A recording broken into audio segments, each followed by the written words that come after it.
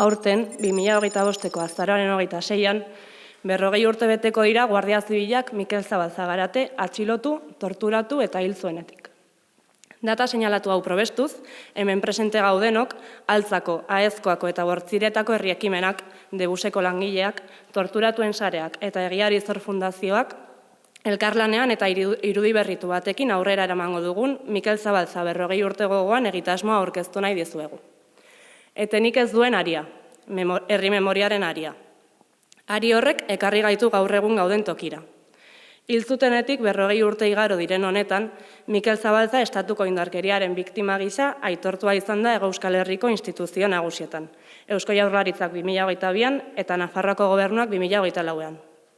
Beti aldarrikatu ditugun egia, justizia eta erreparaziorako bidean urrats garrantzitsuak eman dira azken hamarkadan, bereziki azkenari dagokionean. Hala ere, aitortza instituzional horiek ez dute kontakizun osoa azaleratu. Zer gertatu zen zehazki, non, nork, nola, erantzunen bilagoaz. Memoriaren aritik tiraka sortu dugu aurten garatuko dugun egitasmoa. Mikel Zabalza, Donostiako autobus publikoen langilea zen, 1985an Guardia Zibilak atxiki, torturatu eta erail zuenean.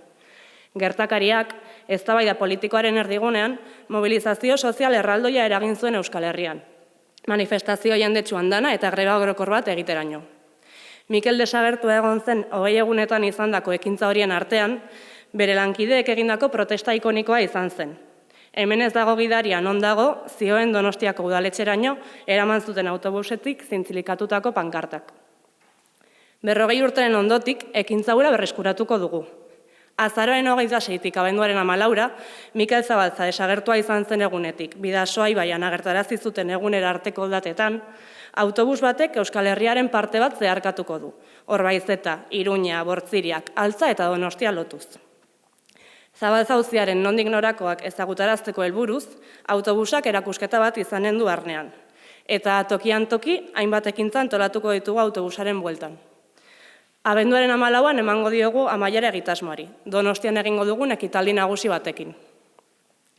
Belaunaldiz belaunaldi mantendu dugu bizirik Mikelen memoria. Ari horren bidez, dugu gaur ere gogoan, eta atozen belaunaldiengana luzatzeko konpromisoan berrezten gara. Egia eta justiziaren bidean, Euskal Herrian milaka lagun torturatu indar polizialen eskuetan pairaturikoa ahanzturaren zakuan galdu ez dadin, eta halakorik beste inori gertatuko ez zaiola berma dezagun. Etenik ez duen aria gara.